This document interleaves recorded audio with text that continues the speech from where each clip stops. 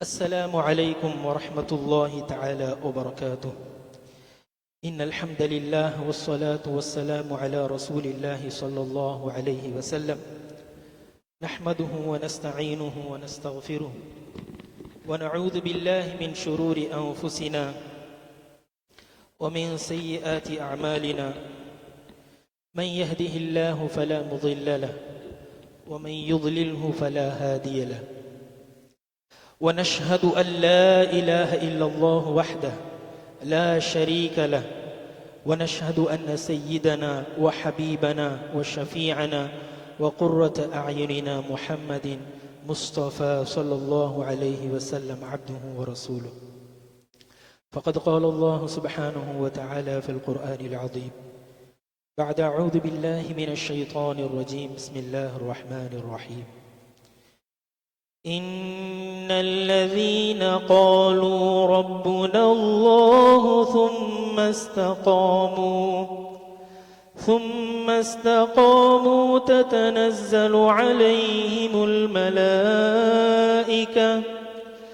ألا تخافوا ولا تحزنوا وأبشروا بالجنة التي كنتم توعدون. نحن أولياؤكم في الحياة الدنيا وفي الآخرة ولكم فيها ما تشتهي أنفسكم ولكم فيها ما تدعون نزلا من غفور رحيم. صدق الله العلي العظيم. அம்மா பஅத். பேரன்பிற்குரிய ஜமாஅத்தார்களே, பெரியோர்களே, சகோதரர்களே, இன்றைய மஜ்லிஸ் ஹவுல் ஷேக் அப்துல் காதர் ஜிலானி கத்தஸல்லாஹு சிர்ருல் அசீஸ். இந்த ஒரு அரை மணி நேர சொற்பொழிவை ஒரு சில முக்கியமான விஷயங்களை சொல்வதற்கு உபயோகிக்க எண்ணுகின்றேன். முதலாவது ஒரு விஷயம், நாம ஏன் வலிமார்களை நினைவு கொள்ளணும்? மஜ்லிஸ் ஹவுல் என்ற அரபி வார்த்தைக்கு வருஷம்னு அர்த்தம். மஜ்லிஸ் ஹவுல்னா ஒவ்வொரு வருஷமும் அந்த குறிப்பிட்ட தினத்துல அவங்கள பத்தி நினைக்கிறது, நினைவு தினம். உலகத்திலேயே நம்ம பார்க்குறோம், ஃபவுண்டர்ஸ் டே, ஆர்கனைசர் டே அப்படின்னு அந்த பல டே வச்சிருப்பாங்க. அப்ப நம்மிடத்திலே அஹ்லு சுன்னாவல் ஜமாஅவிடத்திலே ஒரு பழக்கம் இருக்கு. என்ன அப்படின்னா, எல்லா இறைநேசர்கள், நபித்தோழர்கள், எம்பெருமானார் ஸல்லல்லாஹு அலைஹி வஸல்லம், நபிமார்கள், இவர்களுடைய நினைவு தினம் நமக்கு சரித்திரத்தின் மூலமாக தெரிந்தால் அன்னைக்கு அவங்க பேர்ல ஃபாத்திஹா ஓதி அதை பற்றி சொல்வது நம்முடைய பழக்கம். இன்னும் சொல்ல போனா ஹஜ்ஜு பெருநாளே என்ன செய்யறோம்? அது ஒரு மஜ்லிஸ் ஹவுல் மாதிரி தான். என்ன, ஒவ்வொரு ஹஜ்ஜு பெருநாளைக்கு வந்தாலும் ஆலிம்சா என்னதான் சொல்றாங்க? ஆட்டை கூட்டிட்டு போனாக அறுத்தாக, ஆட்டை கூட்டிட்டு போனாக அறுத்தாக. இப்ராஹிம் நபி கதை தான் நம்ம திருப்பி கேட்கும். ஆக இந்த மஜ்லிஸ் ஹவுலினுடைய நோக்கமே என்னன்னா, நமக்கு முன்னால இருந்த உங்களுடைய தியாகத்தை நினைச்சு நன்றியோட நடந்துக்கிறோம். நம்ம இன்னைக்கு இந்த உலகத்துல இருக்கமே, நமக்கு பின்னால் இருந்த எத்தனையோ பேருடைய தியாகத்தினால தான் இன்னைக்கு நம்ம இப்படி இருக்கோம். உதாரணமா ஒரு மகன் இருக்காரு, சொந்த வீடு இருக்கு, எல்லாம் இருக்கு. எப்படி வந்துச்சு அந்த வீடு? எப்படி வந்துச்சு அந்த வாகனம்? வாப்பாக்காரவர்களுடைய உழைப்பு, வாப்பாக்காரவங்க நைட்லாம் முழிச்சிருந்து கஷ்டப்பட்டது, கோரிங் போட்டது, அந்த கஷ்டம் தான் இன்னைக்கு மகனுக்கு சொகுசான ஒரு வீடை கொடுத்திருக்கு. அதனால தான் நம்முடைய முன்னோர்கள் செஞ்ச தியாகங்களுக்கு மேலதான் நம்ம நிக்கிறோம். நம்ம எங்கே நிக்கிறோம்? ஒவ்வொரு படியும் நமக்கு முன்னால் சென்றவர்களுடைய தியாகத்துல தான் நம்ம நிக்கிறோம். இன்னைக்கு முஸ்லீமா இங்க இருக்கோம்னா, யாரோ ஒருத்தவங்க இந்த மலேசியாவுக்கு வந்திருக்கிறாங்க, தமிழ்நாட்டுக்கு வந்திருக்கிறாங்க, நம்ம தாத்தா பாட்டனாரை பத்தி கவலைப்பட்டிருக்காங்க, மார்க்கத்தை சொல்லி இருக்கிறாங்க, அவங்க இஸ்லாத்துக்கு வந்தாங்க, அவங்க பிள்ளை இன்னைக்கு நம்மளும் முஸ்லீமா இருக்கும். ஆக இந்த நினைவு கூர்வ மஜ்லிஸினுடைய நோக்கமே என்னன்னு சொன்னா, நன்றி உணர்வோடு இருத்தல். நான் இந்த சொற்பொழிவினுடைய ஆரம்பத்தில் ஒரு முக்கியமான ஒரு விஷயத்தை சொல்லணும்னு நினைக்கிறேன். நன்றி உணர்வோட இருக்கிறதுங்கிறது ஒரு முஃமினுடைய வாழ்க்கையை, ஏன் ஒரு மனிதனுடைய வாழ்க்கையை அழகாக்கி எப்பவுமே ஒரு நன்றி உணர்வோட இருக்கிறது. யார்கிட்ட இருந்தெல்லாம் யாரெல்லாம் சின்ன பெரிய பங்களிப்புகள் நம்ம வாழ்க்கையில செஞ்சிருக்கிறாங்களோ அவங்களுக்கு ஒரு தேங்க்ஃபுல்லா வாழ்வது அவனுடைய வாழ்க்கையை அழகாக்கி. இன்னும் சொல்ல போனா ஒரு முஸ்லிம் அல்லாஹ் அவன்கிட்ட என்ன எதிர்பார்க்கிறான்டா, ஒரு நன்றி செலுத்தக்கூடிய அடியானாக இருக்கணுங்கிறத தான் எதிர்பார்க்கிறான். இன்னும் சொல்ல போனால் மனிதனுடைய சிந்தனை எப்போ பார்த்தாலும் தனக்கு கிடைச்சதை நினைச்சு சந்தோஷப்பட்டு நன்றி செலுத்துறதை விட கிடைக்காததை நினைச்சு கவலைப்படுறது தான் நிறைய.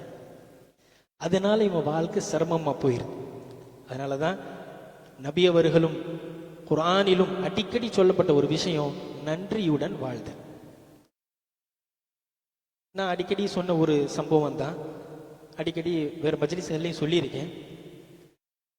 ஒரு மனிதன் எவ்வளவு நன்றி செலுத்துறானோ அந்த அளவுக்கு அல்லாஹ் அவனை உயர்த்திக்கிட்டே போவான்.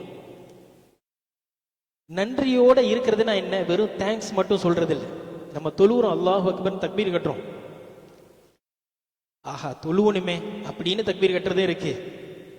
எல்லாம் கொடுத்த அல்லாஹ்க்கு முன்னால நான் நின்று அவனுக்கு சுஜூத் செய்யக்கூடிய பாக்கியத்தை கொடுத்த அல்லாஹ்வுக்கே எல்லா புகழும் நன்றியோட நிக்கிறது ஒண்ணு இருக்கு. இதை நான் உலக ரீதியில சொல்றதா இருந்தா, நமக்கு ஒருத்தவங்க பெரிய ஹெல்ப் பண்ணியிருக்கிறாங்க, அவங்களுடைய ஒரு நிகழ்ச்சி போறோம், அவங்கள சந்திக்கிறோம், என்ன மனோநிலையில சந்திப்போம், என்ன மனோநிலை, என்ன வார்த்தை சொல்லுவோங்கிற முக்கியம் இல்லை, என்ன மனசோட சந்திப்போம். மனசும் ஃபுல்லா நன்றி இருக்கும். நீங்க ஹெல்ப் பண்ணலைன்னா பெரிய சிரமமா போயிருக்கும், ரொம்ப நன்றி நன்றி திருப்பி திருப்பி சொல்லுவோம். அந்த மனோநிலை அந்த நேரத்தை அழகாக்குற மாதிரி அல்லாஹ்வுக்கு நம்ம செய்யக்கூடிய நன்றி உணர்வு நம்முடைய தொழுகையை அழகாக்கும். நான் ஏன் இதை சொல்றேங்கிறது பின்னாடி நான் சொல்றேன் இன்ஷா அல்லாஹ். நன்றி உணர்வோடு வாழும் பொழுது அல்லாஹ் நம்ம வாழ்க்கையை வளமாக்குறான். நான் அப்பதையில சொன்ன ஒரு சம்பவம் தான் கதை. என்னண்டா, ஒரு ஹாஜியார் இருந்தாங்க. ஈஸியா விளங்குறதுக்காண்டி அந்த சம்பவத்தை சொன்னா புரியுங்கிறனால நிறைய பேர் கேட்டிருப்பீங்க. யூபி ஒரு சொந்த ஊரு, ரொம்ப அடித்தட்டுல இருந்து வளர்ந்து இன்னைக்கு ஒரு பெரிய தொழில்பதராக, பெரிய தொழிலதிபரா, மில்லியனா இருக்கிறாப்புல ஹாஜியார். யூபியில் ஒரு சாதாரண கிராமத்தில் வந்த ஆள் தான். பாம்பேயில் போய் ஆரம்பத்தில் 90களில் 80களில் எல்லாம் ஒரு சாதாரண ஒரு ரூமில் பொண்டாட்டி புருஷன் தங்கி இருந்து கஷ்டப்பட்டு வேலை பார்த்து அதுக்கு பிறகு வியாபாரம் அமைஞ்சிச்சு. அப்படியே வளர்ந்து இன்னைக்கு பல நாடுகளில் அவங்களுக்கு வியாபாரம் இருக்கு. அவர் சொல்றாரு, அந்த ஹாஜியாரு, நான் இந்த சம்பவத்தை சொல்லியிருக்கேன் முன்னாடி, என் மனைவி எப்ப தொழுதாலும் தொழுறதுக்கு பின்னால ரொம்ப நேரம் முசல்லால உட்காந்து துவா செஞ்சுக்கிட்டே இருப்பாப்ல. என் மனைவி எப்ப தொழுதாலும் முசல்லால உட்காந்து ரொம்ப நேரம் துவா செஞ்சுக்கிட்டு இருப்பாங்க. இது எப்ப தாராவியில மும்பையில ஒரு சாதாரண ஒரு ரூம்ல புருஷன் பொண்டாட்டிய தங்கி கஷ்டப்பட்டு அட்டைய விரிச்சு படுத்து தூங்குன அந்த நேரத்திலையும் தொழுதா 1/2 மணி நேரம் உட்காந்து துவா செஞ்சுக்கிட்டு இருப்பாங்க. இன்னைக்கு மில்லியனர் ஆயாச்சு, பல வீடு இருக்கு, பல வீடுங்கிறத விட எல்லா ஊர்லயும் வீடு இருக்கு, சொந்த வீடு, பிசினஸ் இருக்கு. இப்ப என் மனைவி உட்கார்ந்து தொழுதால அதே மாதிரி தொழுது முடிச்சதோட ரொம்ப நேரம் துவா செஞ்சுக்கிட்டு இருக்கோம். ஒரு ஆஜியார் சொல்றாரு, நான் கேட்டேன் ஒரு தடவை, ஏமா கஷ்டப்பட்டோம், அப்ப நீ நிறைய துவா கேட்ட, எல்லாம் என் புருஷனுக்கு ரிஸ்க கூடு, அதை கூடி இதை கூட கேட்டிருப்ப. இப்ப நம்ம நல்லா தானே இருக்கோம், அவ்வளவு நேரம் உட்கார்ந்து என்னத்தை கேட்கிற நீ? இந்த சம்பவம் ஒரு விஷயத்த சொல்றதுக்கு உதவியா இருக்கிறனால இந்த சம்பவத்தை சொல்றேன். அப்ப அவன் மனைவி சொன்னாப்லையா, கஷ்டப்பட்ட அந்த நேரத்திலையும் சரி, நல்லா இருக்கிற இப்பயும் சரி, அல்லாட்ட இதைத்தான் அதைத்தாண்டு நான் துவா கேட்டதே இல்லை. என் புருஷனுக்கு பிசினஸ் நல்லா வரணும் கேட்டதே கிடையாது. நாங்க புதுசா கடைபிடிக்க போறோமே அது நல்லபடியா நடக்கணும் கேட்டதே இல்லை. அப்ப என்ன கேட்ட? கொடுத்ததுக்கு நன்றி சொல்லிக்கிட்டு இருப்பேன். துவா செய்யும்போது என்ன செய்வேன்? யா அல்லாஹ், நாங்க இந்த சின்ன ரூம்ல தங்கி இருக்கோம், உனக்கே நன்றி. தங்குறதுக்கு இடம் கொடுத்திருக்கே, எத்தனையோ பேர் அது கூட இல்லாம இருக்கிறாங்களே, உனக்கே நன்றின்ட்டு நான் அல்லாஹ்க்கு ஒவ்வொரு விஷயத்தையும் சொல்லி சொல்லி அல்லாஹ்க்கு நன்றி செலுத்துவேன். நன்றி செலுத்தினால அல்லாஹ் என்ன செஞ்சான், அந்த சிங்கிள் ரூம் இன்னைக்கு பல நாடுகளுடைய பிசினஸா மாறுது. இது நிதர்சனமா நடந்த ஒரு சம்பவம். இந்த சம்பவத்துல இருந்து நம்ம புரியுறது என்னண்டா, அல்லாஹ் சொல்றான், ல இன் ஷக்கர்தும், நீ நன்றியோட உன் வாழ்க்கையில நீ நடந்துகிட்டீங்கன்னா ல அஸீதன்னகும், அள்ளி கொடுப்பேன், மலை மாதிரி புளிய வைப்பேன். நீ கேட்கவே தேவையில்ல, நீ மனசுல நினைக்கிறதே அள்ளி அள்ளி கொடுப்பேன்.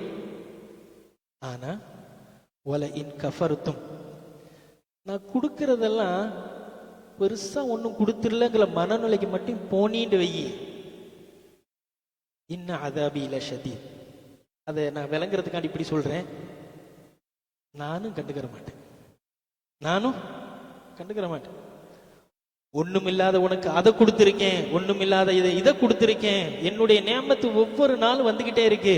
ஆனா அதெல்லாம் ஒன்றும் பெருசா இல்லை, பெருசா வேணும், அது வேணும், இது வேணும் அப்படிங்கிற சிந்தனையிலேயே எதை அனுபவிச்சுக்கிட்டு இருக்கிறோமோ அதுக்கு நன்றி செலுத்த மறந்தால் அல்லாஹ் ஒரு காலம் அவன் கொடுத்த ஞாபகத்தை தாம்பா பண்ண மாட்டான். இது மிக முக்கியமான ஒரு படிப்பு. அப்ப நம் வாழ்க்கையில நபி ஸல்லல்லாஹு அலைஹி வஸல்லம் தொழுவாகலாம், தொழுதாண்டா இஷா முடிஞ்சு எல்லாம் முடிஞ்சு வீட்டுக்கு தூங்க வர்ற நேரம் ஆயிஷாமா வீட்டுக்கு வருவாங்கலாம். வந்துட்டு ஆயிஷாமாவோட உட்காந்து பேசிக்கிட்டு இருப்பாங்களாம், கொஞ்ச நேரம் சாஞ்சிக்கிட்டு இருப்பாங்க. திடீர்னு ஆயிஷாமா, என்னுடைய இரட்சகனை வணங்குறதுக்கு எனக்கு அனுமதி விடுவேன் அப்படின்னு கேட்குறான். நம்ம மனைவியோட உட்காந்து பேசிக்கிட்டு இருக்கும்போது திடீர்னு என்ன ஞாபகம் வரும்? ஃப்ரெண்ட்ஸை பார்க்கணும் ஞாபகம் வரும், ஃபோனை தூக்கணும் ஞாபகம் வரும், கேம்ஸ் விளையாடணும் ஞாபகம் வரும். வயசை பொறுத்து இருக்குது. நபியவர்கள் மனைவிட்ட கேட்க, நான் தொழுதுக்கிறேன் கொஞ்ச நேரம் அப்படி. சரி, ஆயிஷா சொல்லுவாங்கல்ல, சரிங்க அப்படி போய் நிற்பாகலாம், தொழுவாகலாம். டைம் ஆறுது ஒரு பக்கம் இருக்கட்டும், அது வர்ரமத் கதமாஹு, ரசூலுல்லாஹ்வுடைய காலோட இந்த குதிகால் இருக்குல்ல, இந்த இடம் அப்படியே வீங்கிருமா. நின்றுகிட்டே இருக்கும் போது ரத்த ஓட்டம் ஃபுல்லா காலில் இறங்குறனால நமக்கு வெறிகோஸ் வந்துருது. நம்ம என்ன செய்யறோம், கல்லால நின்று நம்ம வெறிகோசம் வாங்கிக்கிறோம். நபி அவர்கள் அல்லாஹ்க்கு நன்றி செலுத்தி ரசூலுல்லாஹ்வுடைய கால்கள் வீங்கிருமா. ஆயிஷாமா பக்கத்துல உட்கார்ந்து அழுவாகலாம். ஏன் அழுவாக? ரசூலுல்லாஹ் சலாம் கொடுத்துட்டு ஏன் அப்படின்னு கேட்பாகலாம். இவ்வளவு கஷ்டப்பட்டு தொழுவுரியல, கால் வலிக்க தொழுவுரியல, கால் வீங்கிற அளவுக்கு தொழுவுரியலன்னு சொன்னா ரசூலுல்லாஹ் சொல்லுவாகலாம், அஃபலா அகூனு அப்தன் ஷகூரா, அல்லாஹ் என் பாவத்தெல்லாம் மன்னிச்சுட்டேன்னு தான் சொல்லியிருக்கான், ஆனா ஒரு நன்றி உள்ள அடியானா நான் வாழ ஆசைப்படுறேன் அப்படின்ட்டாங்க ரசூலுல்லாஹ் சொன்னது என்ன? ஒரு நன்றி உள்ள, அல்லாஹ் எனக்கு என்னென்ன கொடுத்துருக்கான், நபியாக்கி இருக்கான், ரசூலாக்கி இருக்கான், மக்களுக்கு மார்க்கத்தை சொல்லக்கூடிய உயர்ந்த அந்தஸ்தை கொடுத்துருக்கான், ஹாத்தமுன் நபி எல்லாம் சரி, நாளைக்கு மறுமையில் அவ்வளவு அந்தஸ்து எல்லாம் சரி, நன்றி உள்ள அடியானா நான் இருக்குன்னு நினைக்கிறேன், அதுக்குனால காலு வலிக்க தொழுகிறேன்னு சொன்னாங்க. இந்த இடத்துல மிக முக்கியமாக சொல்ல வந்த விஷயம் என்னன்னு சொன்னா, மூமியினோட உள்ளத்துல இருக்க வேண்டிய மிக முக்கியமான ஒரு விஷயம் நன்றி உணர்வு. நம்ம எல்லாரும் நம்மளுடைய வாழ்க்கையை வச்சு பார்ப்போம், நம்ம இதுவரைக்கும் வாங்கினதுக்கு தான் அல்லாஹ்க்கு நன்றி செலுத்தி இருக்கமா இல்லையா? ஒரு 10 வருஷம் பின்னாடி போவோம், 20 வருஷம் பின்னாடி போவோம், 30 வருஷம் பின்னாடி போவோம், அப்ப எப்படி இருந்தோம், இப்ப எப்படி இருக்கும்? இல்ல, அப்ப எப்படி இருந்தோம், இப்ப எப்படி அல்லாஹ் நம்மளை வச்சிருக்கிறான். குடும்பம் இருந்திருக்காது, தனியா இருந்திருப்போம், வியாபாரம் இருந்திருக்காது, எல்லாம் ஒன்னா அல்லாஹ் கொடுத்தான். நம்ம துஆ கேட்டிருப்போம், அல்லாஹ் கேட்ட துஆவை ஒரு 5 வருஷம் கழிச்சு கபூல் செஞ்சிருப்பான். நம்ம ஏன் நன்றி செலுத்துறது இல்ல? நம்ம துஆ கேட்டு கை இறங்குறதுக்குள்ள டக்குன்னு அது நடந்துருது. என்ன செய்யணும்? இப்படி கேட்டதும் உடனே நடந்தாதான் அல்லாஹ்க்கு நன்றி செலுத்து. இல்ல, அல்லாஹ் இன்னைக்கு கேட்டோம் துஆவை, அல்லாஹ் பார்க்கறான் இவனுக்கு இன்னைக்கு இல்ல, அடுத்த அக்டோபருக்கு கொடுக்கணும்னு வச்சிருந்தாண்டா, அடுத்த அக்டோபருக்கு வேற துஆ கேட்டுக்கிட்டு இருப்போம், அப்ப அல்லாஹ் இதை கொடுப்பான். இதற்கான நன்றி செலுத்துறது மறந்துடும். ஆக இதுதான் ரொம்ப மிக முக்கியமாக அல்லாஹுக்கு நன்றி செலுத்தக்கூடிய நல்லடியார்களாக இருக்கணும்டா நம்முடைய முன்னோர்களுக்கு நன்றி உள்ளவர்களாக இருக்க வேண்டும். சரி, இது ஒரு விஷயம் இருக்கட்டும். மிக முக்கியமாக இன்றைய மஜ்லிஸில் சொல்ல வந்த இது என்ன அப்படின்னா, ஷேக் அப்துல் காதர் ஜிலானி ரஹ்மத்துல்லாஹி தஆலா அலைஹி கத்தஸல்லாஹு சிர்ரஹுல் அஸீஸ் அவங்களையே நம்ம ரொம்ப முக்கியத்துவப்படுத்துறோம். ரசூலுல்லாஹ்க்கு அடுத்த சஹாபாக்கள் அபூபக்கர் சித்திக் ரலியல்லாஹு அன்ஹு, உமர் ரலியல்லாஹு அன்ஹு, இத்தனை சஹாபாக்கள் இருக்கிறாங்க. ஹதீஸ் கலைகளை கரைத்து குடித்து கிதாபுகளை எழுதிய இமாம் புகாரி, இமாம் திர்மிதி, இமாம் நஸஈ போன்ற எத்தனையோ ஹதீஸ் கலை வல்லுநர்கள் இருக்கிறாங்க. மதுஹபுடைய இமாம்களான இமாம் அபு ஹனீஃபா, இமாம் அஹ்மத் பின் ஹம்பல், இமாம் மாலிக், இமாம் ஷாஃபி இவங்க இருக்கிறாங்க. எத்தனையோ இமாம்கள் இருக்கிறாங்க, எத்தனையோ வலிமார்கள் இருக்கிறாங்க. நாம ஏன் முஹியுத்தீன் ஷேக் அவர்களை முன்னிலைப்படுத்துகிறோம்? அதுக்கு மிகப்பெரிய ஒரு காரணம் இருக்கு. அவங்களுடைய பேர் முஹியுத்தீன், மார்க்கத்துக்கு உசுறு கொடுத்தவங்கன்னு அர்த்தம். அல்லாஹ் உங்களை வச்சு அந்த செயலை செய்ய வச்சு. இதை இங்கே நிப்பாட்டிட்டு ஒரு விஷயம் சொல்றேன், ஆச்சரியப்படுவீங்க. ஒரு ஃபன் ஃபேக்ட் கூட வச்சுக்கிறீங்க. இன்னைக்கு ஸ்பெயின் சொல்லக்கூடிய அந்த நாடு இருக்குல்ல, எவ்வளவு முஸ்லிம்கள் இருக்கிறாங்க? எனக்கு தெரிஞ்சு ஒரு 3% கூட இருக்க வாய்ப்பில்லை. ஆனா இப்போ இந்த குளோபல் சுமோ ஃப்ளோட்டிலால மெயினா போனது எல்லாமே ஸ்பெயின்காரவங்க தான். ஆனா முஸ்லிம்கள் கிடையாது. இந்த ஸ்பெயின் ஒரு காலத்துல முழுக்க முழுக்க முஸ்லீம் நாடா இருந்துச்சு. எப்படி இன்னைக்கு சவுதி இருக்கோ அது மாதிரி ஸ்பெயின் ஒரு காலத்துல முஸ்லீம் நாடா இருந்துச்சு. அப்புறம் எப்படி இப்ப மாறுச்சு? சும்மாவும் இல்ல, கிட்டத்தட்ட 800 வருடங்கள் லாபன் ராத்துஸ் தாஹூன் அந்த ஸ்பெயின்ல இஸ்லாமிய ஆட்சி நடந்துச்சு. அப்புறம் எப்படி அறவே முஸ்லிம்கள் இல்லாத ஒரு நாடா போனுச்சு? அதுக்கு நம்ம இஸ்லாமிய வரலாறை கூர்ந்து கவனிக்கணும். இன்னைக்கு 1447வது வருஷம் ரசூல்லா காலத்திலிருந்து இந்த 1400 சொச்ச வருஷங்கள்ல முஸ்லீம்களுக்கு என்னென்னலாம் நடந்துச்சுன்னு தெரிஞ்சிச்சுன்னா, முஹிதீன் அப்துல் காதிர் அப்துல் எவ்வளவு பெரிய வேலை இந்த சமுதாயத்துக்கு செஞ்சுட்டு போயிருக்காங்க நம்மளுக்கு புரியும். ரசூலுல்லாஹ்க்கு பின்னால ஒரு 30 வருஷம் ஹலீஃபா அபூபக்கர் ரலியல்லாஹு அன்ஹு, உமர் ரலியல்லாஹு அன்ஹு, உஸ்மான் ரலியல்லாஹு அன்ஹு, அலி ரலியல்லாஹு அன்ஹு ஒரு 30 வருஷம் இவங்க ஆட்சி செஞ்சாங்க. அந்த 30 வருஷமும் ஆன்மீகமும் அரசியலும் ஒன்னா இருந்துச்சு. யாரு நாட்டினுடைய தலைவரோ அவர் தான் பள்ளியாச இமாம்.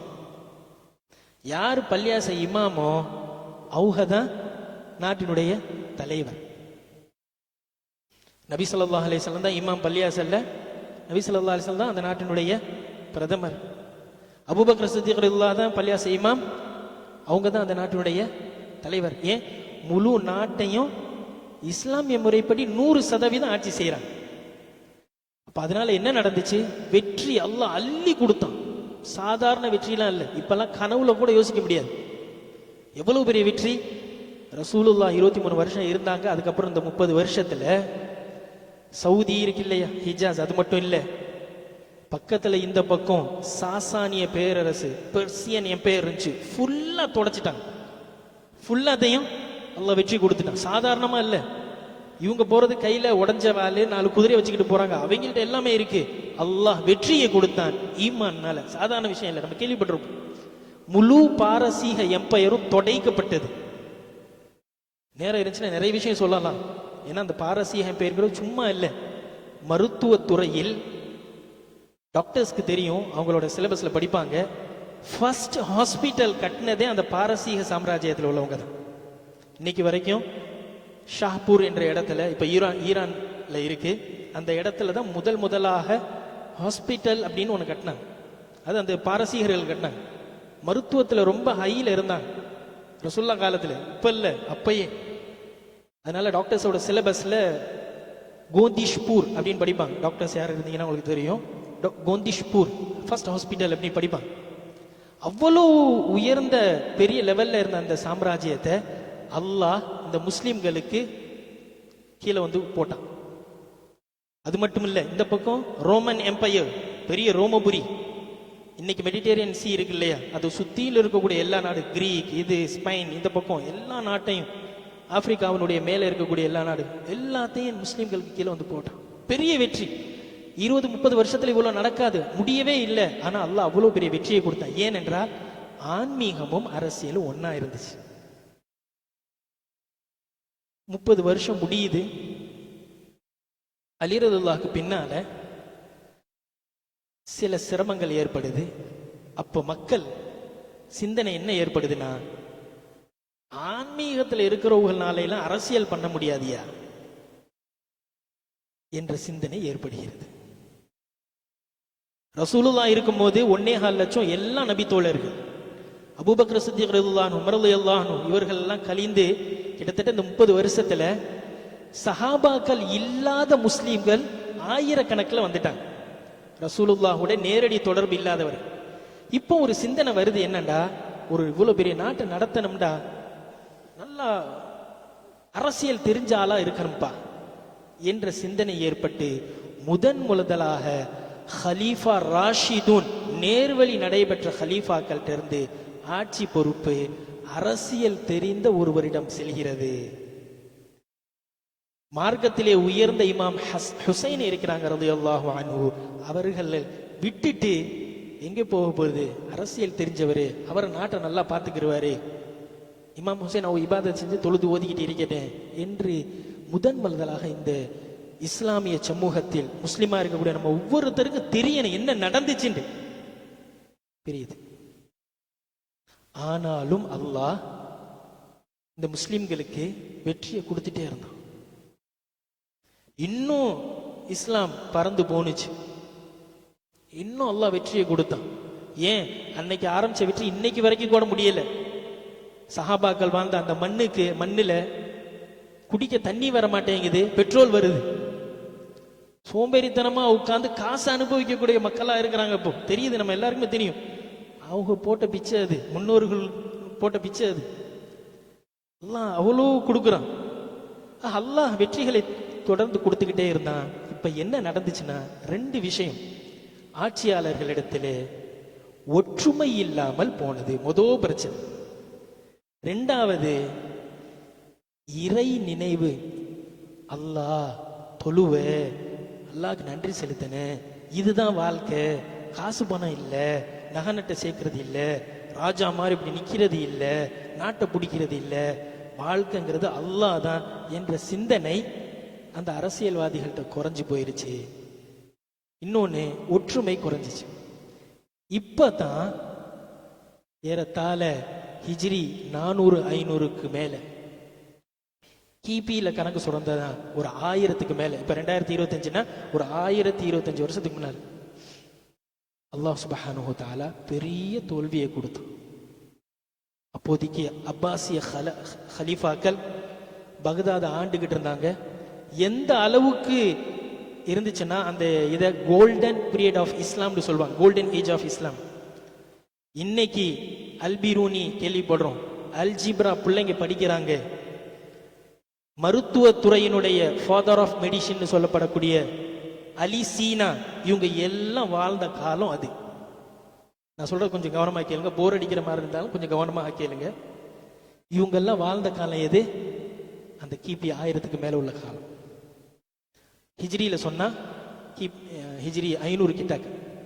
இப்ப என்ன நிலைமை இருந்துச்சுன்னா, சரித்திரங்களை எழுதி இருக்கிறாங்க, பகதாது நகரம் இருக்குல்ல, அந்த பகதாது நகரத்துக்கு 2 முகம் இருந்தது. ஒரு பக்கம் மார்க்க அறிஞர்கள் குர்ஆன் ஹதீஸை சொல்லி கொடுக்குறாங்க, ஹதீஸை கத்து கொடுக்குறாங்க, மார்க்க இல்மு, இது ஒரு பக்கம். இன்னொரு பக்கம் போனா மியூசிக், நடனம், இறை மறுப்பு இல்ல, இறைவனுடைய கட்டளைகளுக்கு மாறா நடக்கிறது. பகதாதுக்கு 2 முகம் இருந்துச்சு. அப்போ இந்த நிலைமையில தான் ஷேக் அப்துல் காதிர் ஜிலானி ரஹ்மத்துல்லாஹி அலைஹி அல்லாஹ் தஆலா அனுப்பி வைக்கிறான். நீங்க வரலாறு படிச்சீங்கன்னா தெரியும், ஏன் முஹீதீன்னு சொல்றாங்கடா, அதுக்கு காரணம் இருக்கு. அந்த நேரத்தில் பகதாதிலே அந்த தாத்தாரியர்கள் அல்லாஹ் ஏவுறான், ரொம்ப அநியாயம் பண்றாங்க. இந்த முஸ்லிம் அரசர்கள் ஒண்ணுமில்லாம அழிச்சிடறாங்க. ஒண்ணுமில்லாம தாத்தாரியர்கள் அழிச்சிடறாங்க. எந்த அளவுக்கு முஸ்லிம்கள் அரசியல்ல, அறிவியல்ல எல்லாத்துலயும் ஹை லெவல்ல வந்த பின்னால இந்த தாத்தாரியார்கள் அல்லாஹ் ஏவி எல்லாம் அழிஞ்சு ஒண்ணுமில்லாம போகுது. இப்ப இங்க நிப்பாட்டிட்டு திருப்பி நான் அந்த ஸ்பெயின் கதையை சொல்றேன். இதே மாதிரி தான் ஸ்பெயினுக்கு நடந்துச்சு. இதே மாதிரி தான் ஸ்பெயினுக்கு நடந்துச்சு. ஸ்பெயின் இன்னைக்கு வரைக்கும் எந்திரிக்கல. ஆனால் இன்னைக்கு நம்ம உலகம் ஃபுல்லா நம்ம முஸ்லிம்களை உட்காந்துருக்கோம். என்ன நடந்துச்சு? என்ன நடந்துச்சு? ஏன் முழு உலகமும் ஸ்பெயினா மாறல? அதுதான் முஹிதீன் அப்துல் காதிர் ரஹ்மத்துல்லாஹி அலைஹி. நீங்கள் வரலாற்றை ஆழ்ந்து படிச்சா ஒரு முஸ்லிமாக இருக்கக்கூடிய நமக்கு நம்முடைய பின்புலம் தெரிய வேண்டும். என்ன நடந்துச்சுன்னு தெரியணும். நம்ம வாழ்க்கையில நடக்கக்கூடிய ஒவ்வொரு பிரச்சனைக்கும் அல்லாஹ் பின்னால வரலாறுல தீர்வு வச்சிருக்கிறான். சுருக்கமா சொன்னா இறைவனுக்கு நன்றி செலுத்தக்கூடியவர்கள் அல்லாஹ் உயர்த்துவான், வெற்றி கொடுப்பான். மேல வந்த பின்னாலே நன்றி சொல்றானான்னு பார்ப்பான் அல்லாஹ். ஒண்ணு இல்லாதப்ப கதர்னா, ஒண்ணு இல்லாதப்ப அழுதழுத்து துவா கேட்டான், எல்லாம் கொடுத்த பின்னால அவன் மனசு என்னவா மாறுது? நான் உழைச்சதியா, நான் கஷ்டப்பட்டு சம்பாதிச்சது என்ற எண்ணம் கண்டிப்பா வரும். யாரு எனக்கு தேவையில்லைங்கிற சிந்தனை கண்டிப்பா வரும். அவனிடத்திலே அகங்காரம் கண்டிப்பாக வரும், பொறாமை கண்டிப்பாக வரும், கர்வம் கண்டிப்பாக வரும். இதுல இருந்து எப்படி தப்பிக்கிறது? அதத்தான் முஹிதீன் ரஹ்மத்துல்லாஹி அலைஹி ரலியல்லாஹு அன்ஹு கொடுத்தாங்க, தஸவ்வுஃப் என்ற பெயர்ல. நான் சொல்றது கொஞ்சம் உங்களுக்கு புரியும் நினைக்கிறேன். அந்த 1000 வருடங்களாக அந்த அரசர்கள் நாட்டை வளர்த்துட்டாக, அரசியல் வளர்ந்துருச்சு. எந்த அளவுக்குன்னு சொன்னா அப்பாசிய ஹலீஃபாக்கள் எந்த அளவுக்கு நாடை வச்சிருந்தாங்கண்டா, கிரேக்கர்களுடைய அனைத்து தத்துவங்களும் கிரேக்க மொழியில இருந்துச்சு, கிரீஸ். அதை ஃபுல்லா அரபிக்ல டிரான்ஸ்லேட் பண்ணி பகதாதுனுடைய லைப்ரரியில வச்சிருந்தாங்க. யாரு வேணாலும் வந்து இதை படிச்சு தெரிஞ்சுக்கிறீங்க. சீனர்களுடைய எல்லா கல்வி சீன மொழியில இருந்துச்சு, அதை அரபியில டிரான்ஸ்லேட் பண்ணி இந்திய வரலாறு சாஸ்திரங்கள் எல்லாத்தையும் அரபிக்ல டிரான்ஸ்லேட் பண்ணி அந்த பகதாது ஒரு மிகப்பெரிய லைப்ரரியா இருந்துச்சு. மார்க்கத்தை கத்துக்கிறதுனால அங்க போகலாம். அதனாலதான் அல்பீரூனி ஆப்டிக்கல் சயின்ஸ் இருக்கு இல்லையா, அது அவர் ரிசர்ச் பண்ணி அதுல நிறைய கண்டுபிடிப்புகள் இருக்கு. அல்ஜிப்ரா, அதே மாதிரி அவிசென்னான்னு இங்கிலீஷ்ல சொல்லுவாங்க. இப்னு சீனா, அவர் மருத்துவத்துல மிகப்பெரிய சாதனைகளை புரிந்ததற்கு அல் கானூன் ஒரு புத்தகம் எழுதினாரு. அதுக்கு காரணம் அந்த லைப்ரரி. அவ்வளவு நாட்டை சூப்பரா கொண்டு போனாங்க. அரசியல்வாதிகள் நாட்டை வீணாக்கல, பெஸ்டா கொண்டு போனாங்க. மிஸ் பண்ணது என்ன? ஒத்துமை இல்லை, சும்மா சும்மா அண்ணன் தம்பி சண்டை, பிடிக்கிறது இல்ல, பொறாம நிறைஞ்சி இருக்கு மனசு ஃபுல்லா. கொஞ்சம் கூட அல்லாஹ்க்கு நன்றி செலுத்தணுங்கிற எண்ணம் இல்ல. எப்படி இருந்த ஆளுக்க நம்முடைய முன்னோர்கள் எப்படி இருந்தாங்க? அரபகத்துல ஒரு 1000 வருஷத்துக்கு முன்னால, ஒரு 500 வருஷத்துக்கு முன்னாடி எப்படி இருந்தாங்க? இவங்க ஒண்ணும் இல்லாம இருந்தாங்க, ஆடு மாடு மேய்ச்சிட்டு இருந்தாங்க. ரசூலை கொடுத்தான் அல்லாஹ், நபி அவர்கள் வந்தாங்க, அப்படியே உலகத்திலையும் அல்லாஹ் உயர்த்தி கொண்டு போனா. அந்த நன்றி உணர்வு இல்லை. அதனாலதான் தாத்தாரியர்களை அல்லாஹ் ஏவினான். பகதாத ஒண்ணும் இல்லாம ஆக்கிட்டான். அந்த அவ்வளவு பெரிய என்சைக்ளோபீடியா, கலை கரஞ்சியம் எல்லாத்தையும் ஒண்ணும் இல்லாம ஆக்கிட்டாங்க. அந்த லைப்ரரியில இருக்க எல்லா புக்கையும் தூக்கி ஆத்துல தூக்கி போட்டாங்க. அன்றைய காலத்தில் பல மாதம் கணக்காக ஆத்தோட தண்ணி கண்ணங்கரேன்னு ஓடிச்சு. எல்லா புக்ஸும் அவ்வளோ சயின்ஸ் இருந்த புக்ஸ், அவ்வளோ கண்டுபிடிப்புகள் எழுதப்பட்டது. அது இருந்துருந்துச்சுன்னு சொன்னா அங்கிட்டு ஒரு 200 வருஷத்துல இஸ்லாமிய வல்லரசா உருவாயிருக்கும். இஸ்லாம்ங்கிறத இன்னைக்கு சொல்லப்படக்கூடிய அமெரிக்கா மற்ற நாடுகளை போல சிறந்த வல்லரசா அப்பயே ஆயிருக்கும். ஆனால் முஸ்லீம் அரசியலாளர்கள் செஞ்ச ஒரே தப்பு, ஒத்துமை இல்லை, அல்லாஹ்க்கு நன்றி செலுத்தணுங்கிற ஒரு எண்ணம் கொஞ்சம் கூட இல்லை.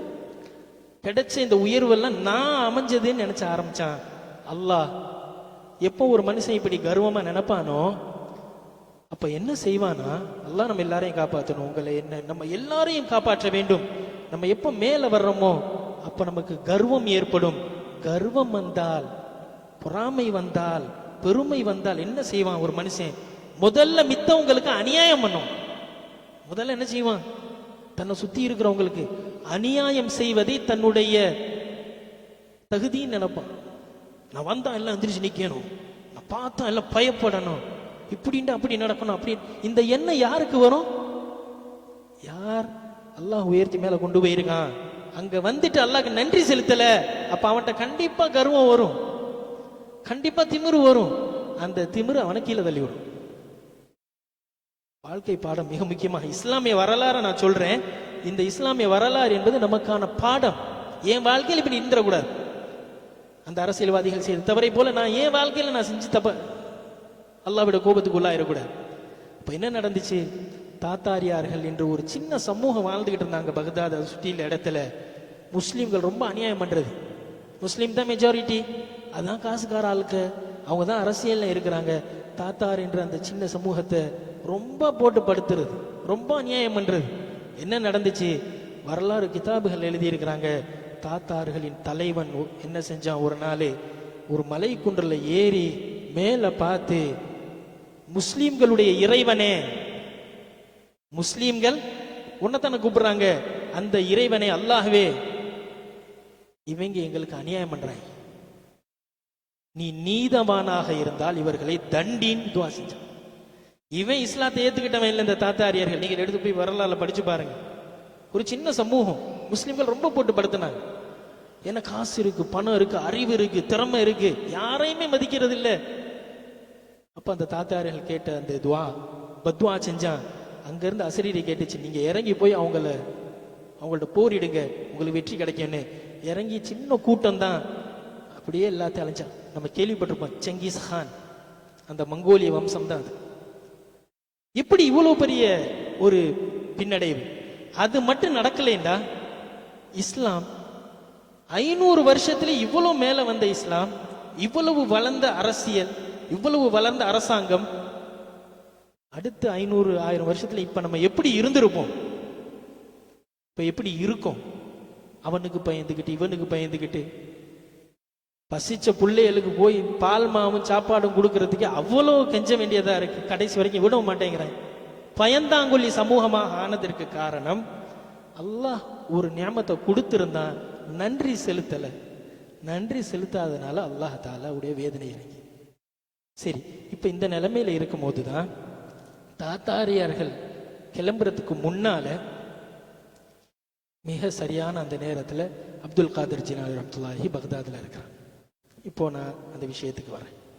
அப்துல் காதர் ஜிலானி ரஹ்மத்துல்லாஹி அலைஹி இந்த தாத்தாரியார்களுடைய படையெடுப்புக்கு கொஞ்சம் முன்னால, சில வருடங்களுக்கு முன்னால பிறந்து வளர்ந்து மார்க்கத்தை எடுத்து வைக்கிறாங்க.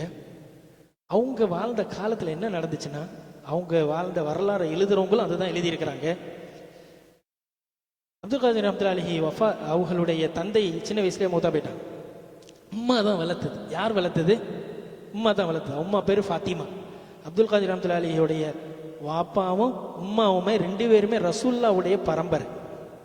ரசூல்லாவுடைய பரம்பரை. யூஹ ஹசன் ரலியல்லாஹு அன்ஹு அவுஹ வழியில் வந்தவங்க, அவுஹ ஹுசைன் ரலியல்லாஹு அன்ஹு வழியில் வந்தவங்க. சிறந்த ஒரு இது. அல்லாஹ் இந்த அளவுக்கு இவங்களுக்கு உயர்வா கொடுத்திருந்தான்னு சொன்னா, ஒரு தாய் தந்தை நல்லவங்களா வாழ்ந்தா பிள்ளைய எப்படி இருக்குங்கிறதுக்கு ஒரு உதாரணம் அப்துல் காதர் ரஹ்மத்துல்லாஹி அலைஹி. அப்துல் காதர் ரஹ்மத்துல்லாஹி அலைஹி வாப்பா உம்மாவும், பாப்பாவை பத்தி சொல்றேன். நம்ம அடிக்கடி எல்லாரும் கேள்விப்பட்ட பிரபலமான சம்பவம் தான். கல்யாணத்துக்கு முன்னால அவர் என்ன செய்யறாரு, ஒரு இடத்துக்கு நடந்து போயிட்டு இருக்கும் போது ஒரு ஆத்து ஓரத்துல ஒரு சின்ன பழம் கிடக்குது. பசியில இருக்கிறாப்புல எடுத்து சாப்பிட்டுறாப்புல. அப்புறம் அவங்களுக்கு நினைவு வருது, ஆஹா என்னன்னு தெரியலையே, யாருடைய பழம்னு தெரியலையே, சந்தேகத்திற்குடமான பழப்பா இல்ல நமக்கு ஹலாலா யோசிக்கிறா. நம்மளா இருந்தா என்ன செய்வோம், கல்யாணத்துக்கு போறோம், 1000 பேரை கூப்பிட்டுருக்குறாங்க, நம்ம ஒரு ஆளுக்கு தான் பத்திரிக்கை வச்சாங்க. ஆனா போறப்ப எத்தனை பேரா போறோம், நம்ம மனைவி, மனைவியோட அக்கா, மனைவியோட தங்கச்சி, மனைவி தங்கச்சியோட புருஷன், அவருடைய மச்சினிச்சி, இப்படி ஒரு 10 பேரா போய் இறங்குறோம். அவங்க செஞ்சு வச்சிருக்கிறது ஒரு 100 சாப்பாடு தான் செஞ்சு வச்சிருக்கிறார். என்ன செய்யறோம், அங்க ஒரு சாப்பாடு வச்சிருக்கு, கொஞ்சம் இருக்கு, 2 துண்டா ஆயிடு, 3 போடு, பசிக்குது, சாட்டு முடிச்சுட்டு பார்த்தா இங்க 2 துண்டு ஃப்ரீயா கிடக்கு. இது நம்மளுடைய நிலைமை. நம்ம கொஞ்சம் மாத்தணும், அந்த மாதிரிலாம் இருக்கக்கூடாது. கல்யாணத்துக்கு கூப்பிடும் போது மிக முக்கியமான ஒழுக்கம் என்னன்னா, யாரை கூப்பிட்டாங்களோ அவன் மட்டும் தான் போகணும். என்ன செய்யக்கூடாது, பத்திரிக்கை வச்சுட்டாக நம்முடைய சமுதாயத்தையே கூட்டிட்டு போயிடணும்னு போகக்கூடாது. நமக்கு அது கல்யாணம், அவங்க செஞ்சிருக்கிறாங்களா, அவங்க பல காசு செலவழிச்சு இது செய்யறாங்க, அதனால ஒழுக்கத்தோட நம்ம நடந்துக்கணும். அதே மாதிரி அங்க போய் என்ன செய்யக்கூடாது, அள்ளி போடு போடு போடு தட்டை ஃபுல்லாக நிறைச்சிட்டு பாதி சாப்பிட்டு பாதி வச்சுட்டு வருது. இதெல்லாம் அவருக்கு அது என்னது, அவருடைய வேர்வை அது. உங்களுக்கு ஃப்ரீ சாப்பாடு, நமக்கு என்னையும் சேர்த்து தான் சொல்கிறேன். அதனால கல்யாணத்துக்கு போகும்போது இந்த மாதிரி நேரங்களில் உணவுகளை வீணடிக்காம யாரை கூப்பிட்டாங்களோ அவன் மட்டும் போயிட்டு நல்லபடியாக வரணும். என்ன செய்யறது, சில பேர் 3 மணி வரைக்கும் விருந்து வச்சிருப்பாங்க, இவ 12 மணிக்கே போயிடுவா. போய் சாப்பிட்டு முடிச்சது, இன்னும் இவ்வளோ கறி இருக்கு, அப்படியே மிஞ்சுற மாதிரி தெரியுது, வீணா போயிருங்க, அந்த பொங்குசி எடுத்துட்டு வா, அந்த பெரிய தொகுச்சீட்டில் எடுத்து எல்லாம் எடுத்து போரு. இன்னொருத்தன் கேள்ல இருந்து 2 மணிக்கு தான் வந்து சேருவான், அவனுக்கு சாப்பாடு இருக்கு. இன்னொரு ஆள் என்ன செய்வார், தைப்பிங்கில் இருந்து கிளம்பி வந்து பார்ப்பார், கரெக்டாக 3 மணி, எல்லா தட்டையும் கழுவி வச்சிருக்கு. நம்ம ஆளுங்க சர்வத்து மிளக டாப்பில் டப்பாவில் பிடிச்சி கொண்டு போய் வீட்டுக்கு கொண்டு போயாச்சு. இதெல்லாம் தப்பு. சைடோட இதையும் சொல்லணும் இல்லையா, அதுக்காண்டி சொல்கிறோம். அப்போ அப்துல் காதர் அஹமத்துல்லாஹுடைய பாப்பாவுக்கு சாப்பிட்டது ஒரு சின்ன பழம் தான், கவலை வந்துடுது, யாரும் தெரியலையே, என்னங்க தெரியலையேங்க அப்படின்னு சொல்லி தேடி போறா. அது என்ன பழமோ அப்படியே தேடி போகும்போது அங்கே ஒரு தோட்டம் இருக்கு, இந்த பழத்தோட தோட்டம். அந்த தோட்டத்தை பார்த்ததோடு தெரிஞ்சது இங்கிருந்தா விழுந்திருக்கும்டே. தோட்டத்துக்குள்ள போறாக, போனால் அந்த தோட்டத்தினுடைய உரிமையாளர் இருக்கிறாரு. அவர்கிட்ட சொல்றாங்க, அவங்களே ஒரு பெரிய நாதா மார்க் அறிஞர், அவள்கிட்ட சொல்றாங்க, இந்த மாதிரி உங்க தோட்டத்துல தான் விழுந்திருக்கும் போல தெரியுது, எடுத்து சாப்பிட்டேன், இந்த ஹல்லா அல்ல ஹல்லால் கண்ணலா, நம்ம கேட்குறோமா இல்லையா, ஹலால் ஆக்கிக்கிறீங்க அப்படின்னு. இதில் என்ன கொடுமைண்டா, போலீஸு காசை வாங்கிட்டு ஹலால்னு கேட்கறதா, இது எங்கே போய் சொல்றது, என்ன செய்யறது, எதை ஹலால் ஆக்கலாம், ஹலாலானதை தான் ஹலால் ஆக்க முடியும் இல்லையா, ஹலாலானதை யமன ஹலால் கித்தபலி மிந்த ஹலால், எது ஹராமோ அதை எப்படி ஹலால்னு கேட்க முடியும். லஞ்சம் ஹலாலா தலைகீழ நின்றாலும் கன்வெர்ட் பண்ண முடியாது. டாலரை ரிங்கிட்டா கன்வெர்ட் பண்ணிக்கலாம், லஞ்சத்தை என்னவா கன்வெர்ட் பண்ண முடியாது, ஹலாலாம் கன்வெர்ட் பண்ண முடியாது. அது யாரு கேட்டாலும் சரி. சரி, அப்போ மீந்த ஹலால் கேட்குறாங்க யாரு, அப்துல் காதர் ரஹ்மத்துல்லாஹியோட பாப்பா. அப்போ அவங்க பார்க்குறாங்க, என்னையா இந்த இவ்வளோ நல்ல மனுஷனா இருக்கிறாருன்னு சொல்லிட்டு சொல்றாப்புல, நான் ஹலால் ஆக்குறேன், ஆனால் ஒரே ஒரு ஷர, எனக்கு கண்ணு தெரியாத ஒரு மக இருக்கு. அந்த பிள்ளைக்கு கண்ணும் தெரியாது, அந்த பிள்ளைக்கு 2 காலம் நொண்டி, அந்த பிள்ளை என்ன செய்யாது, இப்படி இப்படின்னு ஒரு குறைகள்லாம் சொல்லி அந்த பிள்ளைய கட்டிக்கிட்டீண்டா இந்த பழத்தை நான் ஹலால் ஆக்குறேங்கிறா. இந்த மனுஷனுக்கு தேவையா, பொண்ணு என்ன இப்படி இருக்குன்னு சொல்லி அந்த பிள்ளைய கட்டிக்க, என்னது இந்த பழத்தை ஹலால் ஆக்குறேங்கிறாளே. ஆனால் அப்துல் காதர் ரஹ்மத்துல்லாஹியுடைய தகப்பனை பத்தி வரலாற்றில் எழுதுறாங்க, அவங்க மார்க்கத்தோட விஷயத்துல எந்த லெவலுக்கு போனாலும் அல்லாஹ்க்கு பயந்து வாழணும் அப்படிங்கிற எண்ணம் கொண்டவர்கள். மார்க்கத்தோட விஷயத்துல வியாபாரத்துல இருப்பாங்க மக்கள், என்ன லெவலுக்கு போனாலும் ஜெயிக்கணும்னு. இவங்க எப்படிப்பட்டவங்க, மார்க்கத்தோட விஷயத்துல என்ன லெவலுக்கு போனாலும் அல்லாஹ்வின் கட்டளைப்படி நடக்கணும்னு நினைக்கிறவங்க. ஆஹா, அந்த அடிப்படையில தான் அவங்க போய் கேட்கறாங்க. இன்ஷா அல்லாஹ்.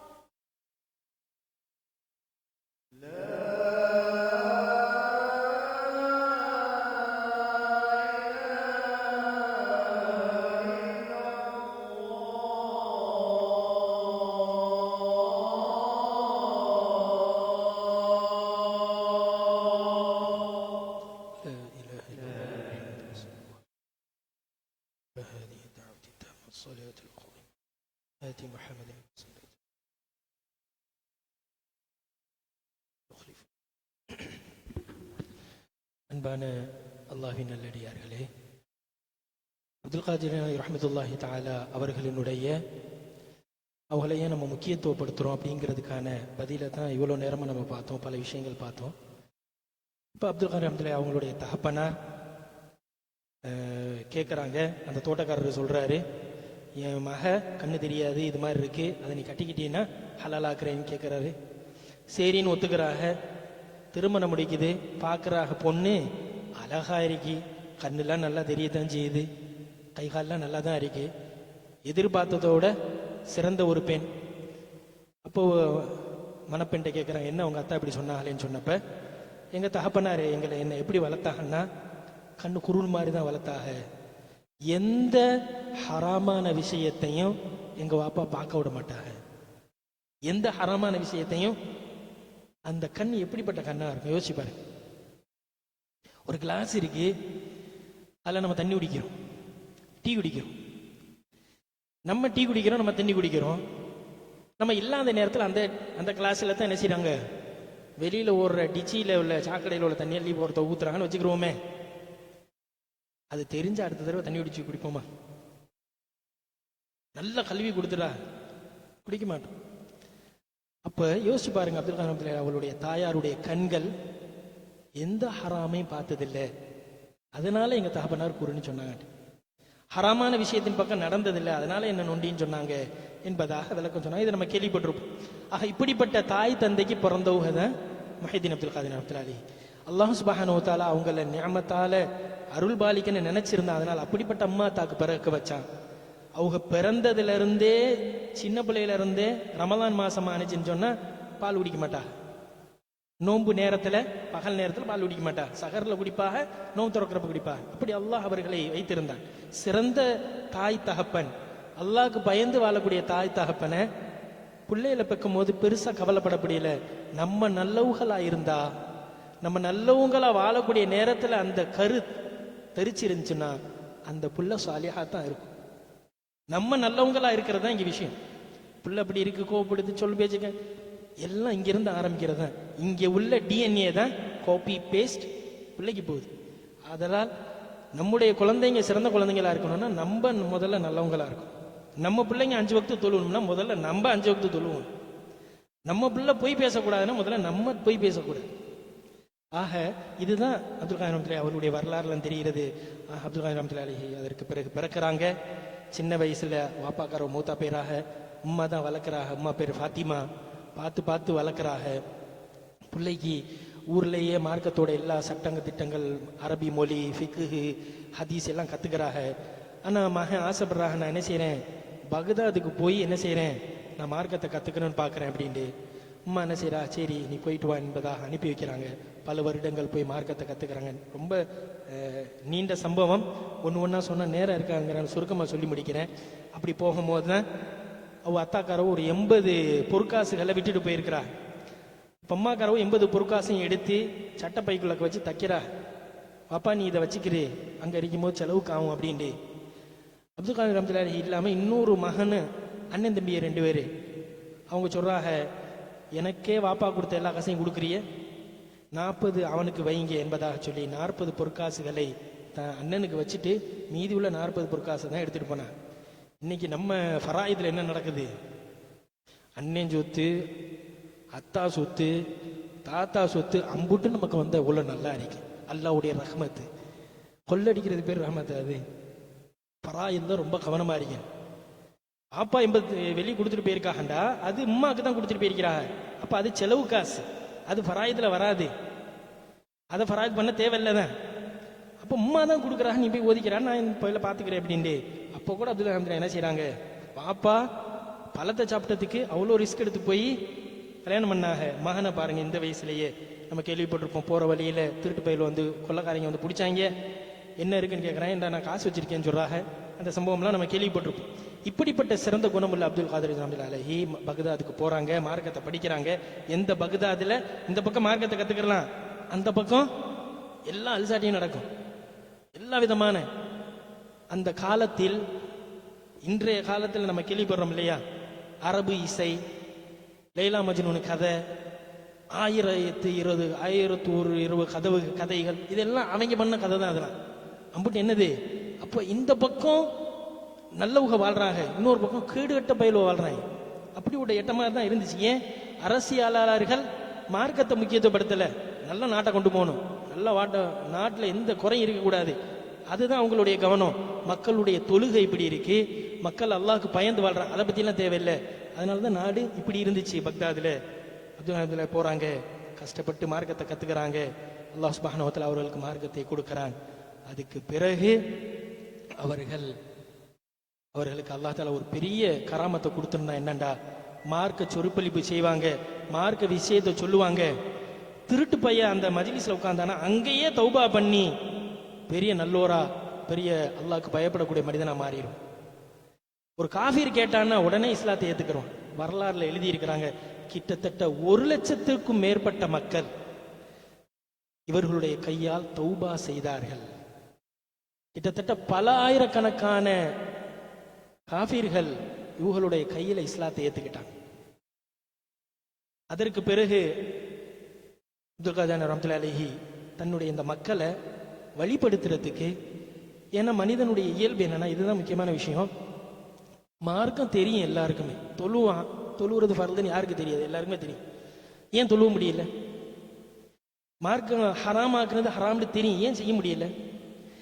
இதைத்தான் மார்க்கத்தில் ஃபிக்ஹ்னு ஒன்று இருக்கு, மார்க்க சட்டம், தஃப்சீர் ஹதீஸ்னு ஒன்று இருக்கு, அது ஒரு விஷயம்.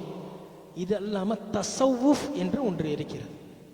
என்ன அப்படின்னா, மனுஷன் தான் மேல உழைக்கிறது, தன்னுடைய குணத்துக்கு மேல உழைக்கிறது. கடையில் உழைக்கிறோம், காசு வருது. குடும்பத்தில் உழைக்கிறோம், பிள்ளைய வர்றா. தன்மேல் உழைக்கும் பொழுது நல்ல மனுஷனா நம்ம வாரோம். நம்ம இடத்துல அல்லாஹ் பிறக்கும் பொழுது, அதற்கு பிறகு வளர்ந்து வரும்போது ஒரு சில கெட்ட குணங்களை வச்சிருப்பான். தஸவ்வுஃபுடைய உலமாக்கள் சொல்றாங்க, இத சிஃபாத்தே மஸ்மூமா, இந்த மனிதனிடத்தில் இருக்கக்கூடிய கெட்ட குணம். இவனுடைய வாழ்க்கை முழுக்க இதை எப்படியாச்சும் டெலீட் பண்ணி இவனை வளர்த்துக்கிட்டான்னு சொன்னா அல்லாஹ் அவனை வெற்றி கொடுப்பான். எப்படி சஹாபாக்கள் சின்ன சின்ன விஷயத்துக்கெல்லாம் ரசூல்லா வரதுக்கு முன்னால சண்டை போட்டுக்கிட்டு இருந்தாங்களோ, ரசூல்லா அவங்களுடைய உள்ளத்தில் முயற்சி செய்தார்கள். அவர்களுடைய சிந்தனைகள்ல, அவர்களுடைய மனதுல, அவர்களுடைய பண்புகள்ல முயற்சி செஞ்சாங்க.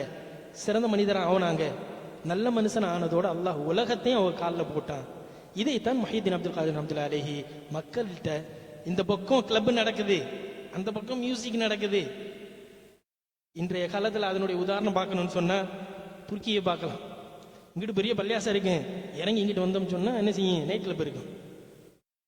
அப்படி ஒரு என்ன சொல்றாங்க சார், ஒருத்தர் சொல்றாரு, துனியா ஆகிற டூவோ அடலா, துருக்கியில துனியா ஆகிற ரெண்டுமே இருக்கு. என்ன துனியா ஆகிறது என்ன சொல்றாரு, இங்க பார்த்தா மேல பள்ளியாச, கீழே பார்த்தா இது நைட் கிளப்பு, ஆகிரட்டு இருக்கு, துனியா என்ன இது துனியா ஆகிரட்டா? அல்லாஹ் நம்மை காப்பாற்ற வேண்டும். அப்போ அந்த மாதிரி நிலைமையில் இருந்துச்சு பக்தாத். அந்த இடத்துல போய் முஹைதீன் அப்துல் காதர் உழைச்சு சிறந்த மக்கள், அவங்க பேச்சு கேட்டவங்க, அந்த ஃபித்னாவோட நேரத்திலையும் சஹாபாக்கள் மாதிரி வாழ்ந்தாங்க. இங்கதான் பாயிண்ட். அப்படி முசீபத்தான காலத்திலையும் போற வழியிலேயே எல்லா அனாச்சாரமும் நடக்கும், போற வழியிலேயே விபச்சாரம் நடக்கும், போற வழியிலேயே எல்லா சைத்தான் வேலையும் நடக்கும். அப்படி இருந்தும் தன் மனதிலே உழைப்பு, தசவுஃபின் மூலமா உழைச்சு தன்னை சிறந்த மனிதனாக ஆக்கிக்கிட்டு வாழக்கூடிய 1,00,000 பேரை உருவாக்குறாங்க அப்துல் காதர் ரஹ்மத்துல்லாஹி அலைஹி. இந்த பக்கம் அநியாயம் நடந்துகிட்டே போகுது. இப்பதான் தாத்தார்கள் வர்றாங்க. அப்துல் காதர் ரஹ்மத்துல்லாஹி அவருடைய வஃபாத்துக்கு பிறகு சில காலங்களுக்கு பிறகு தாத்தாரியர்கள் எல்லாத்தையும் அழிச்சிடுறாங்க, ஒண்ணுமில்லாம ஆக்கிடுறாங்க. ஸ்பெயின்ல நடந்த மாதிரி எல்லா முஸ்லிம்களையும் ஒண்ணுமில்லாம ஆக்கிட்டாங்க.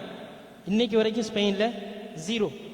அப்படி ஆக்கப்பட்டது இஸ்லாமிய மத்திய பேராட்சி. அதுக்கு பிறகு எப்படிங்க வந்துச்சு? இந்த 1,00,000 பேர் இருந்தாங்க இல்லையா, முஹைதீன் அப்துல் காதர் ரஹ்மத்துல்லாஹி அலைஹி அவர்கள் பயிற்றுவிச்சுட்டு போனாங்க இல்லையா, நீ தொழுவுறது கடமை நினைச்சு மட்டும் தொழுவாத, உனக்கு எல்லாம் கொடுத்த அல்லாஹ்க்கு தேங்க்ஸ் சொல்றதுக்கு தான் நீ தொழுவுறேன்னு நினை, உன் தொழுகை எப்படி இருக்குன்னு பாரு. இப்படி சொல்லி கொடுத்தாங்க. தொழுவுறது வாஜிப், தொழுவு இது ஒண்ணு இருக்கு, இது ஃபிக்ஹ் சொல்லி கொடுக்கும். தசவுஃப் என்ன சொல்லும்? எல்லாம் கொடுத்த அல்லாஹ்க்கு தொழுது தேங்க்ஸ் சொல்லுப்பா. இது தசவுஃப் சொல்லக்கூடிய. இந்த தசவுஃபை தான் அப்துல் காதர் ரஹ்மத்துல்லாஹி அலைஹி கற்றுக் கொடுத்தாங்க. அந்த 1,00,000 பேரும் அவ்வளோ ஃபித்னாவான காலத்திலையும் அல்லாமா ஷிப்லி ரஹ்மத்துல்லாஹி அலைஹி பல பல பெரிய பெரிய பல பெரிய வலிமார்களுடைய பேர் சொல்லலாம். அவங்க எல்லாம் மறுபடியும் மீட்டுருவாக்கம், ரிவர்ஸ்ல எல்லாம் ஒண்ணுமில்லாம போன பின்னாட இவர்கள் உழைச்சு முஸ்லீம்களை அதிகாரமுள்ளவர்களாக வார்த்தெடுக்கிறத விட முஸ்லீம்களை ஆன்மீக மிக்கவர்களா, 5 வக்து தொழுறவனா, அல்லாஹ்க்கு பயந்து வாழ்றவனா, நன்றி சொல்றவனா வார்த்தெடுக்கிறார்கள். யாரு? இந்த முஹைதீன் அப்துல் காதர் ரஹ்மத்துல்லாஹி அவருடைய சீடர்களான இந்த 1,00,000 பேர். அங்க இருந்து தான் ஆரம்பிச்சு மதரசாக்கள் உருவாகுது. அங்க இருந்து தான் ஆரம்பிச்சு ஷேக்மார்கள் உருவாகிறாங்க. அங்க இருந்து தான் ஆரம்பிச்சு எத்தனை வலிமார்களுடைய பேரை நம்ம கேள்விப்படுறோம் இல்லையா? தஞ்சாவூர் சைடு போறோம், வரிசையா வலிமார்களுடைய கபர்களை கேள்விப்படுறோம்.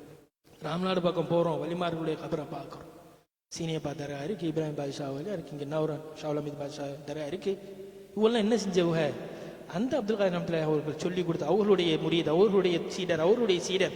இன்னைக்கு கூட அந்த ஆன்மீக தொடர் பத்தி தெரிஞ்சவங்க, தசவுஃப் பத்தி தெரிஞ்சவங்களுக்கு தெரியும். காதிரியா தரீகா என்று சொல்வார்கள். இவங்க எல்லாம் யாருமே எந்த அரசு பதவியிலையும் இல்லை. மார்க்கத்தை எடுத்து சொல்லணும், மக்களை நல்ல மக்கள் ஆக்கணும். இந்த ஷேக்மார்களுடைய பொறுப்பு என்ன? ஒருத்தர் வர்றாரு, ஷேக் எனக்கு ரொம்ப கோபம் வருது, அப்ப அவருக்கான இதை சொல்லி கொடுப்பாங்க. எப்படி இப்ப சைக்காலஜிக்கல் டாக்டர்ஸ் இருக்கிறாங்களோ, இது எது செஞ்சா எனக்கு என்ன செய்யுது, இந்த நோய் இருக்கு, இந்த இது வருது, அப்ப அவர் என்ன செய்யறாரு, இப்படி செய்யுங்க சொல்லி கொடுக்குறாரு இல்லையா? அதே போல ஷேக் அவர்கள் எனக்கு தொழுகையில் இன்ட்ரெஸ்ட் வர மாட்டேங்குது. உதாரணத்துக்கு ஒரு விஷயம் சொல்லி முடிச்சுக்கிறேன், நிறைய சொல்ல வேண்டியது இருக்குது. என்ன செய்யறது, நேரத்தினுடைய பற்றாக்குறை நிறைய இருக்கு. உதாரணத்துக்கு சில நேரம் நம்ம தொழுவோம், ரொம்ப இன்ட்ரெஸ்டா இருக்கும், இன்னும் 2 ரக்காத் தொழுதுட்டு போவோமேன்னு ஆசையா இருக்கும். சில நேரம் நம்ம தொழுவோம், அல்லாஹ் தக்பீர் கட்டுறதுல இருந்தே ஆரம்பிச்சிருவோம், மேப்படியும் அப்படியே பிடிக்காது. இல்ல வீட்டுல இருந்தோம்னா பெட்ல விட்டு எந்திரிக்கிறதே அப்படித்தாண்டே இருக்கு.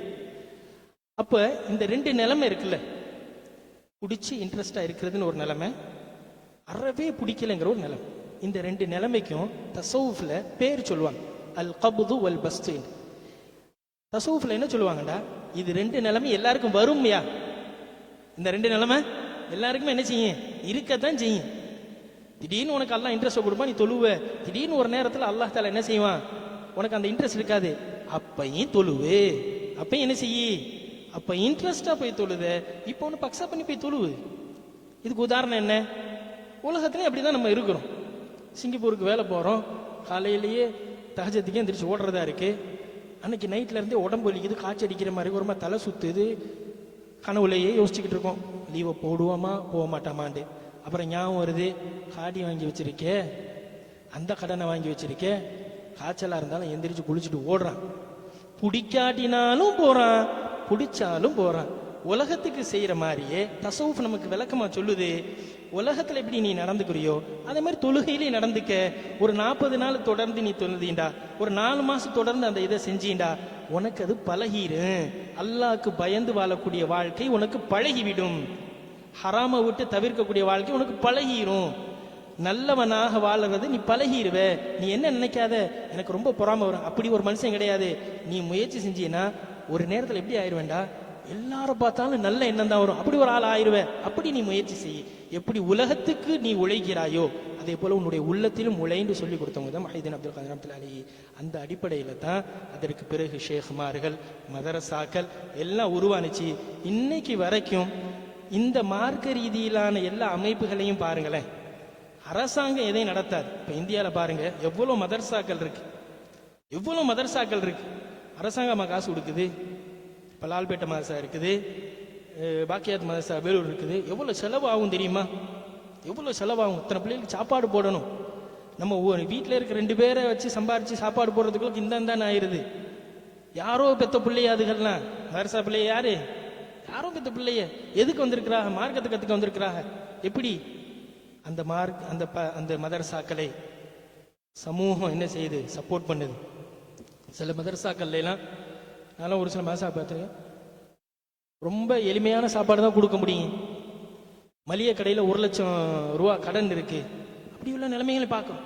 ஆனா அதே ஊர்ல எந்த மதரசா 1 லட்சம் ரூபா கடனை வச்சுக்கிட்டு பிள்ளைகளுக்கு நல்ல சாப்பாடு கொடுக்க முடியாம கஷ்டப்படுதோ, அந்த மார்க்க கல்வி கற்றுக் கொடுக்கக்கூடிய அதே கல்வி சாலை இருக்கக்கூடிய அதே ஊர்ல முஸ்லீம் ஊர்ல 10 லட்சம் செலவழிச்சு கல்யாணம் பண்றான். நம்பால் 10 லட்சம் செலவழிச்சு கல்யாணம் பண்றான்.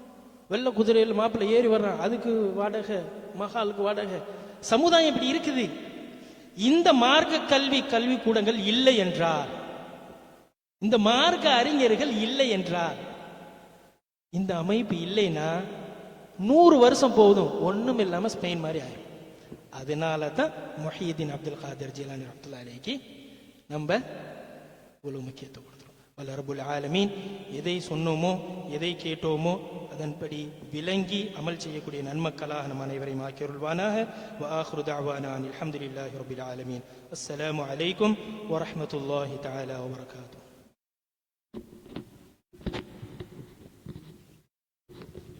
இன்ஷா அல்லாஹ் ஒரு 10 நிமிடம் தேநீருக்காக இடைவிடப்படுகிறது. அதற்கு பிறகு இன்ஷா அல்லாஹ் தொழுகை நடைபெறும்.